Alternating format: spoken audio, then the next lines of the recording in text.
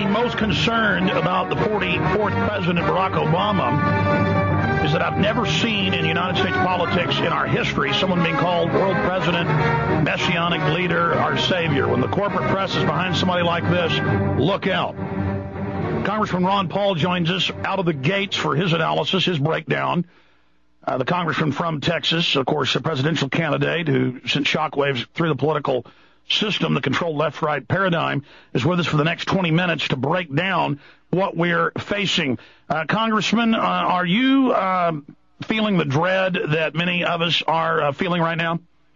Yes, I do, but I don't think it's brand new. I didn't wake up with it. I've had it for a while. I don't think the election was a surprise, but the rhetoric is getting pretty strong, and they are getting very bold.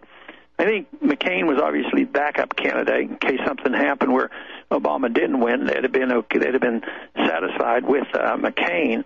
But they've been positioning Obama for a long, long time. He's a man of the people, and yet he was the first guy to spend,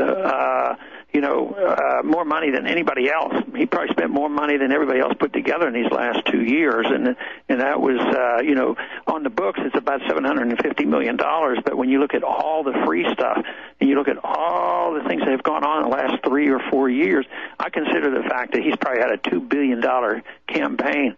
But we have to realize this started a long time before he even announced to be president. If anybody who would have gotten that much favorable coverage for so long, you know that the plans are laid for him to be the individual that's going to be taking care of the corporate elite. Well, he's the guy who helped ram through the banker takeover bill, and now what you predicted and others predicted is happening. They're openly announcing the end of the dollar, a new Bretton Woods, a new world monetary system run by a small group of private international banks. We will buy our carbon credits from them, and Barack Obama is signaled that he will do whatever they say.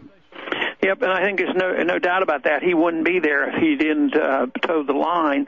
And, when the meeting starts on November 15th for the new monetary system, this could be, the beginning of the end of what we see as what's left of our national sovereignty.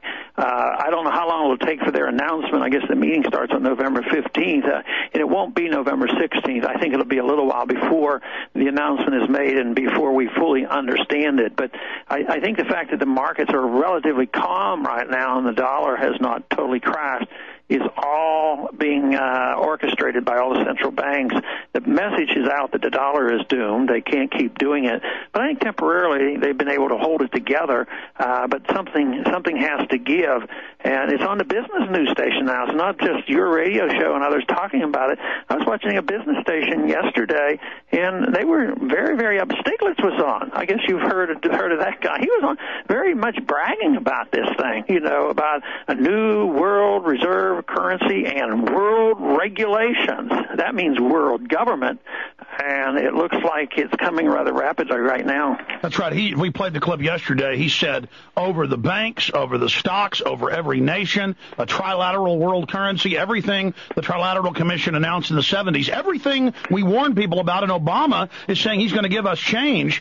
But the change with class warfare is robbing the middle class and transferring it all to the multinational corporations.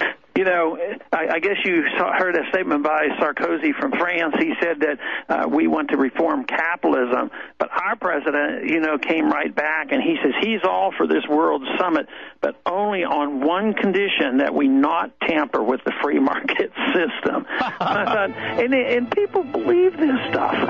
They just listen to that, and it just goes over their heads, and it's so sad. Congressman Ron Paul is our guest. We're going to be back in 3 minutes for one more long segment with him, and I've got a list of important questions, but I'm not having to ask them because he's already on the same page, defending the republic, defending the true free market, defending sovereignty. We'll break down the new 44th president when we get back. Congressman Ron Paul is our guest. For those that just tuned in, the last segment we were discussing how they're openly announcing a world government of and by a private group of central banks, the same international institutions that created the derivatives implosion that we're seeing right now. Reuters, Obama urged to shape new economic order.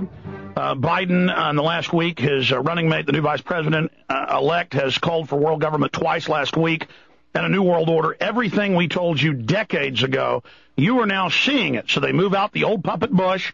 They're moving in the new puppet to fool the left now to get on this bandwagon. And Congressman, I've been interviewing a lot of international experts, by the way, including Stiglitz, who's pushing all of this right now.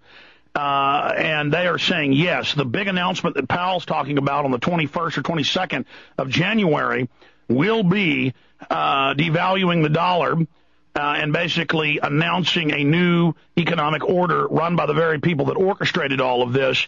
But other world leaders are saying it's also going to be economic implosions and military adventures. Pakistan. What is this huge event where they're naming dates but then won't tell us what it is?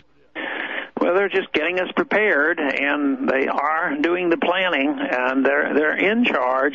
And unfortunately, the people get distracted. I consider our election this whole past year or two is just a distraction, making everybody think, boy, this is really critical. This election means everything. You know, if we don't have McCain, the world is going to go to the dogs, or vice versa. If we don't have Obama, we're not going to be able to take care of the people, and the poor are all going to suffer and die.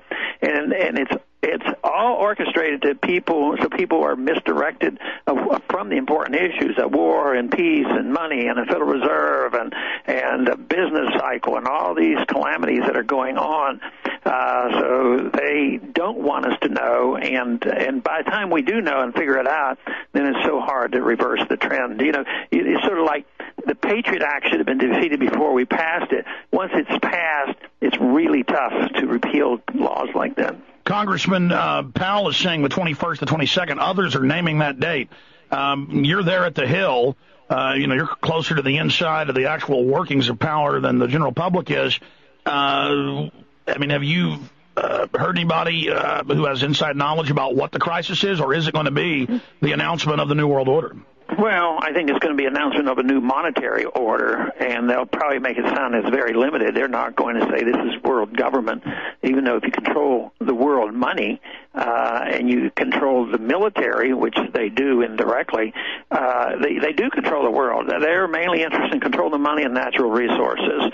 And right now, it's not in the hands of private property owners. Here in Texas, we develop natural resources pretty much by private property ownership, and we all survive rather well. But compare that to what happens in Alaska. But what happens when it's a world central bank, worldwide regulation, and world control of the whole system of all the commodities and all the natural resources? What else can you call that other than world government?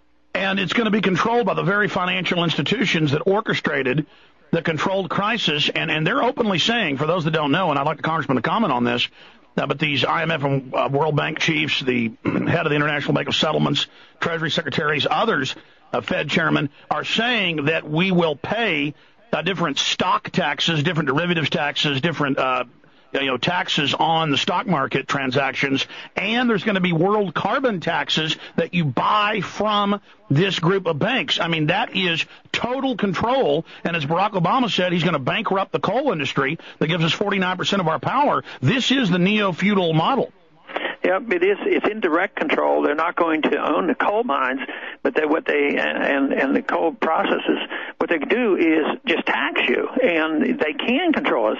And I've argued the case that we don't have private property in this country anymore because we have all the responsibility and liability. But can you use your land without getting permission? You have to get 20 permits to use your own land. And in order to stay on the land, you have to pay huge taxes. So we pay rent to stay on our own property. Can't use unless you get government control and government permission.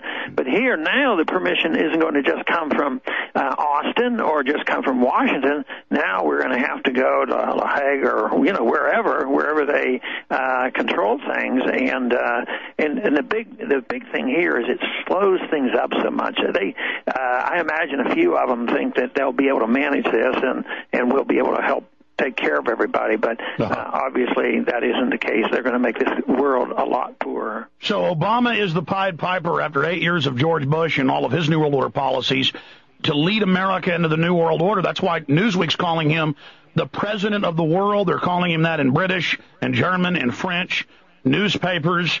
Obama mania in Germany. I mean, they are calling him the one. They are calling him the leader. I mean, anytime you see that in history, Congressman, isn't that dangerous?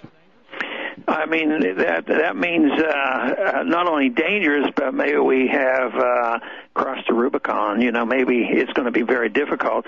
So we have to look for sources of optimism, and what do we do? Ultimately, though, all that happens to us is a result of philosophy and beliefs and convictions, and that's where I think we've made some inroads.